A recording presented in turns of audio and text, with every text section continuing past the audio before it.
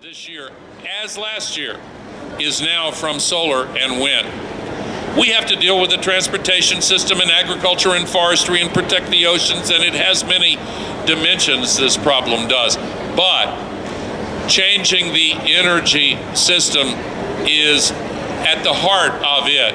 And as we change it, we open up the possibility of electrification of transportation and a new design for cities and communities. And already in agriculture and forestry and fishing, we're seeing the beginnings of positive change.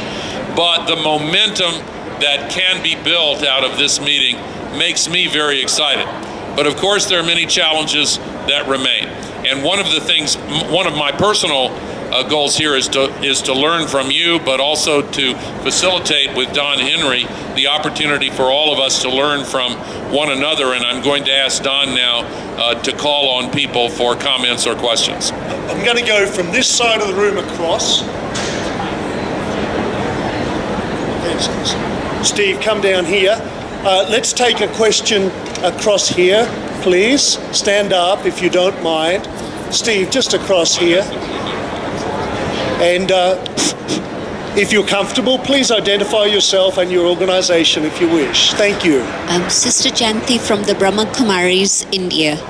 And thank you, Mr. Gore, for your excellent support for the environment for decades and decades, not just now. That's been very much appreciated by many people across the world.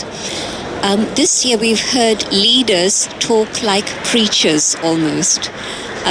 They're telling us that, yes, we need to change our lifestyle, we need to simplify many things that people of faith have been talking about for a long time. But then, of course, the question comes, how do you shift people's consciousness to accept a new lifestyle? That's my question. Thank you. It's a very, very thoughtful question, and thank you for the work that you and your community have been doing for so long. There's no question that the intensity of consumption and the carbon-intensive nature of lifestyles is at the heart of the challenge we face. In order to make more progress in the direction of travel that is needed, the new technologies of renewable energy and much more efficient technologies and more sustainable approaches will help. But of course, changes in ambition and changes in aspiration for what makes us happy, what we seek in life. This is a part of it that you are more expert in speaking to than I am, and it may be that you can answer the question you've asked more skillfully than I can.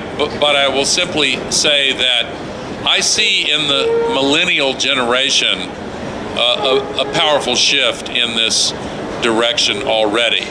And I think actually as we begin to share the appreciation of more efficiency and less emissions, this will become more of a core value for people. I can only express that hope. I don't know how to answer your question any better than that.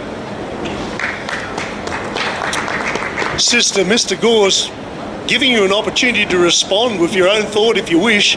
As an Australian, I'd say you've thrown a boomerang and it's just come back to you. Thank you, and thank you, Mr. Gore, also.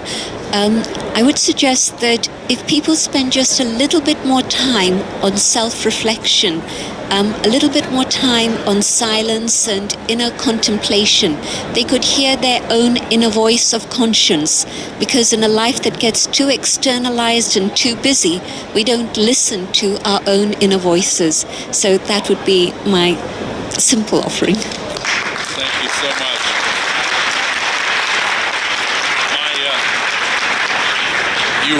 You sound so much like my oldest daughter, Corinna Gore, who is here representing the Parliament of World Religion. She heads the Center for Earth Ethics at Union Theological Seminary.